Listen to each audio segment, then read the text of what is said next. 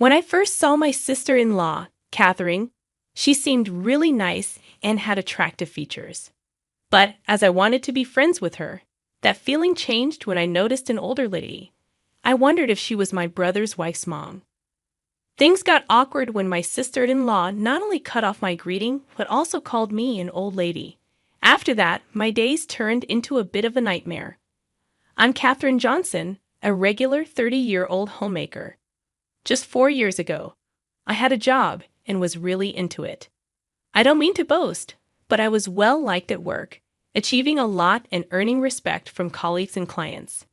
Bob, who is now my husband, was one of them. We used to meet often because of our work connections. Our friendship began at a party with Bob's company. He started talking to me because he had heard good things about me. Bob wanted to check if the rumors were true, so he joined a meeting with me. At first, he was unsure, but as we worked together, he liked my strong personality and lifestyle. Eventually, he realized I was the one for him. When I found out he was trying to make me like him, I thought it was cute, like something a high schooler would do. But to be honest, I had a crush on Bob from the start. He had great looks and was popular with women. Even though we were business partners, I kept my feelings at a distance. However, after Bob asked me out several times, we dated for a year and then got married.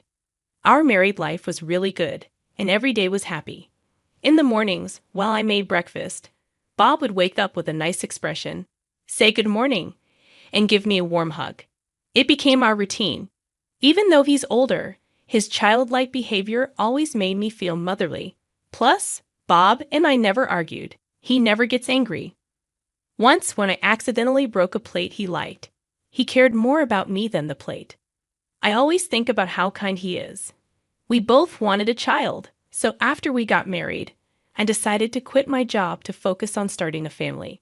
I believed any child of ours would be cute. I'd often thought about names, especially if we had a girl. Time passed, and this year is our 3rd anniversary. We haven't had a child yet, but we're still happy. There's just one thing bothering us. Bob's family home has his mom and younger sister. His dad passed away from cancer before we got married. His mom is always cheerful and has been really kind to me. I think Bob's kindness comes from his mom, but his sister is different. I didn't like her. It all started when I first met her. Before we got married, I thought she was charming, like Bob. I wanted to be friends, but that feeling disappeared quickly. I said, "Nice to meet you. I'm Catherine." She interrupted and asked if I was my brother's wife's mom.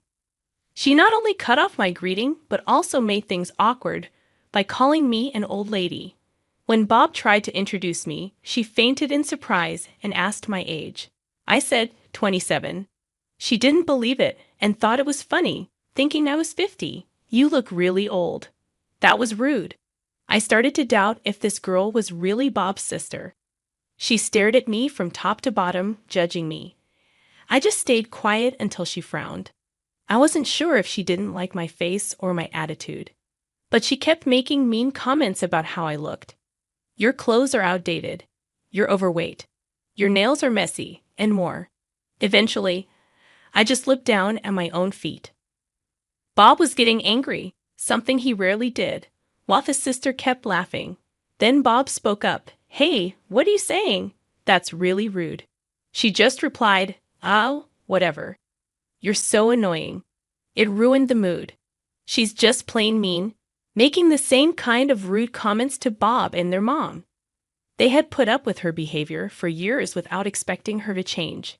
Both Bob and his mom apologized to me later, even though they weren't at fault. I felt sorry for them, but I was also mad at the sister-in-law for making such mean remarks to her own family. To avoid problems, I decided not to go to Bob's family home anymore. I heard about the sister-in-law from their mom, but she didn't cause any issues for us. So, I kept living my life peacefully. Then, something happened that messed up my happy routine. "Catherine, Bob, I need a favor. I plan to move to a senior housing place in 6 months with help. Can I stay with you until then?" Bob's mom hurt her back, not surprising. It's pretty clear the sister-in-law is responsible. Their mom already had a weak back and struggled with carrying groceries. Yet the sister-in-law who lived with her didn't help and made their mom carry her shopping bags. That's how selfish she is. It's not surprising that their mom's health got worse. I don't get why the mom doesn't just kick her out. Maybe it's because she's her daughter? No matter how bad a child is, a mother's love has no limits. I'm okay with living with Bob's mom, but that means the sister-in-law comes along too. It was the last thing I wanted, but I was worried about the mom's health, so I had to agree to the sister-in-law moving in. As I expected, living together was terrible from morning to night. The sister-in-law only said mean things, especially to me. When I cooked, she'd say, "This tastes awful. How can you make such bad food? You're strangely talented," and then throw the food away. Even when I folded her clothes, she'd find something to complain about. Sometimes she'd say, "You need to iron this properly." Her attitude was like a rebellious teenager. The sister-in-law never mentioned anything about how I folded or ironed before. She twists words to fit her story. When cleaning the room, I have to be really thorough, especially in the corners. Otherwise, my sister-in-law starts making sharp comments. "Hey, there's still dust over there. You're pretty much the maid here, so do it right. You're so useless." Even though she doesn't help, she's quick to point out flaws. I wonder silently when I'll get out of this tough situation. While I kept cleaning, she said, "Poor Bob, you can't even handle chores. At least have a child. Why were you even born a woman?" I couldn't let that slide. I usually stayed quiet, but this was too much. I didn't say anything, or maybe I couldn't. The look on my sister-in-law's face was scary, like she was disgusted. The pressure was so strong that I had to look down. It was scary and made me mad. All these feelings were inside me, and all I could do was hold back tears. Then my sister-in-law left, laughing. One day, she came home really happy. When my mother-in-law asked why, she proudly shared that her boyfriend had proposed. She bragged about him being tall, handsome, and making a lot of money. She came to me, talking about my inability to have children. While I'm on top of the world, losers like you should have kids. She laughed at me with that familiar mocking tone. It was shocking, especially in front of Bob and my mother-in-law.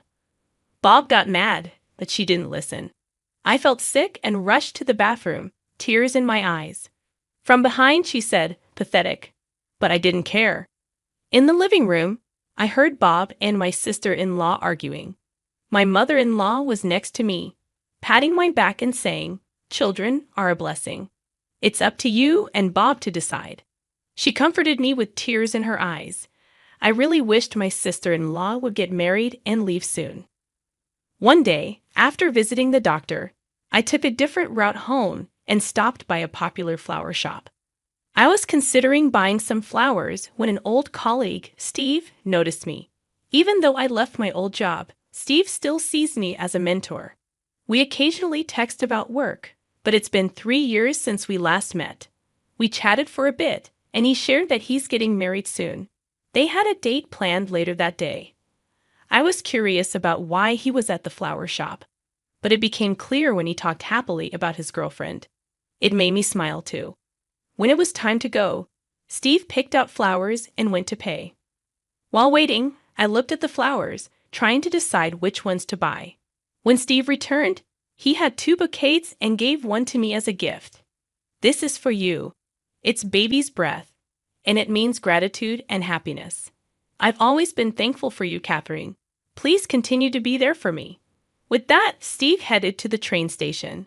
Gratitude and happiness, huh?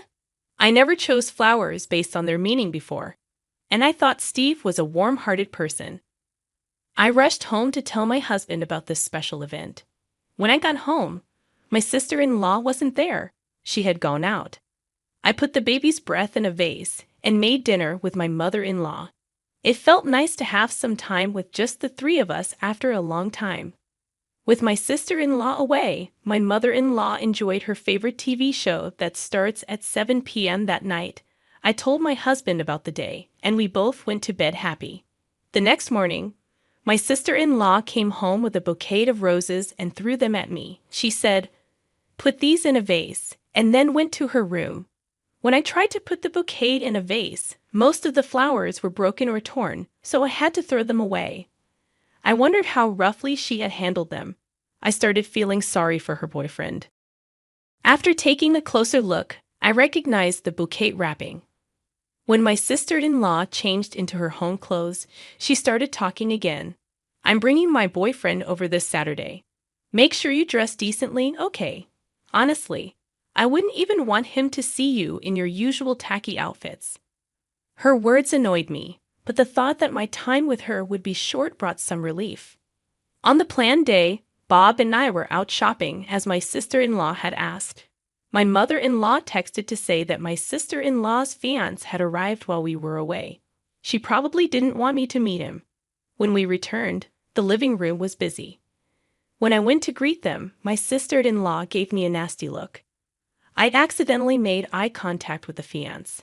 After a brief look, my sister-in-law, seeming to dislike it, said, "Don't just stand there. The tea's gotten cold. Go get a fresh one." Her fiancé tried to help, but she stopped him. My mother-in-law liked the pretty roses and baby's breath in the vase. My sister-in-law made a mean comment, saying, "Why are your flowers, and the ones I got from my boyfriend, in the same vase? It's terrible. Separate them or throw them out. Your flowers are dull and not cute at all."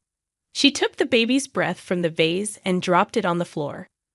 While I served the fresh tea and put the baby's breath in another vase, my sister-in-law kept making mean comments.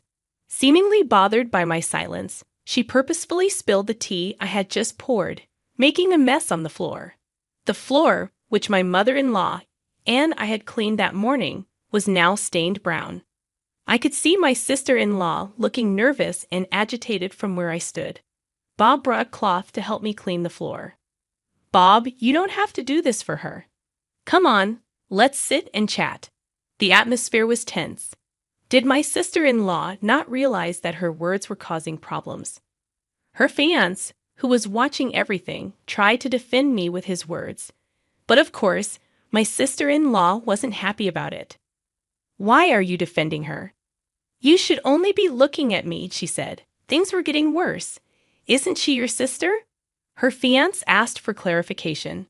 In response, my sister-in-law said her usual mean phrase.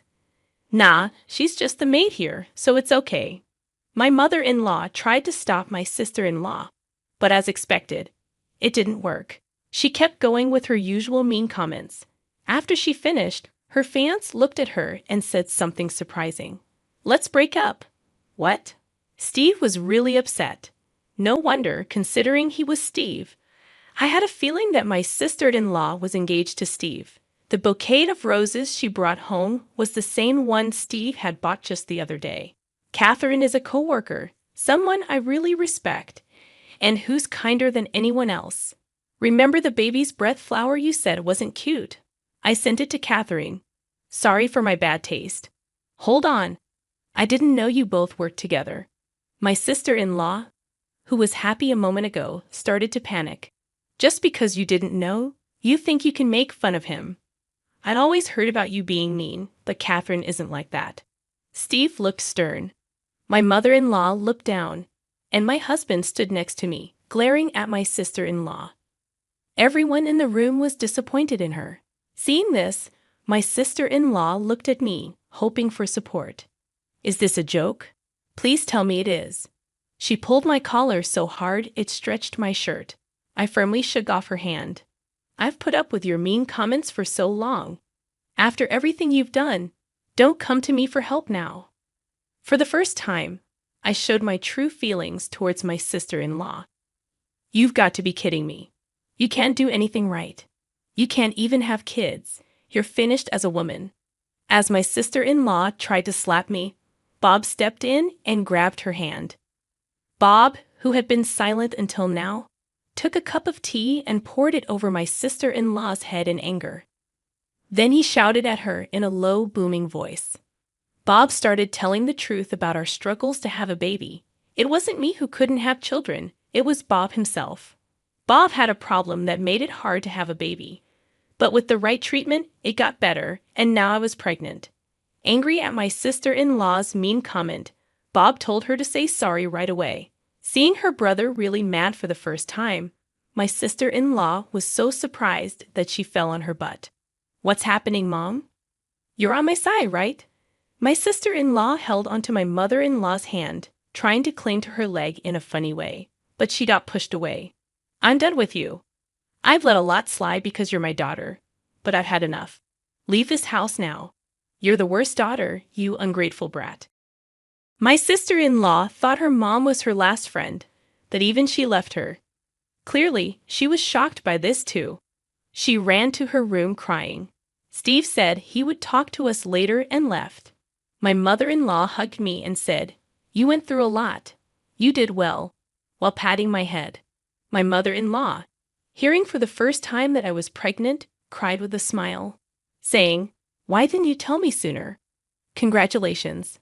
Bob said sorry for not protecting me properly. It was a crazy few minutes, but I felt better after finally telling my sister-in-law how I felt. I'll never forget what happened today. Later, my mother-in-law moved to a senior living place, and we sold the family home. Bob and I decided to move closer to her because we wanted her to see our child grow up. I haven't heard anything about my sister-in-law since then. After that, Bob made his sister leave the house, taking all her things with her. Nobody has been in touch with her, so we don't know where she is or what she's doing. Steve sent me a text saying he sent a letter and some flowers. A bouquet of baby's breath just arrived. I put it in a vase and started reading the letter. "Catherine, I'm sorry for my late response. How are you? Congratulations on your pregnancy. It was such unexpected happy news that it even made me happy." The letter talked about his relationship with my sister-in-law. After the incident, it seems Steve and my sister-in-law met once. It came out later that my sister-in-law was seeing someone else too. Steve found out when the other man contacted him. They cut ties and aren't in touch anymore. If they had gotten married, he would have regretted it. The letter was full of gratitude. I should be thanking Steve, but he's really a sincere guy. I truly hope he finds happiness. The end of my sister-in-law, who bullied me a lot, was unexpected. Through all this, I learned that how you treat others comes back to you, whether it's good or bad. I hope my child grows up with kindness and understanding.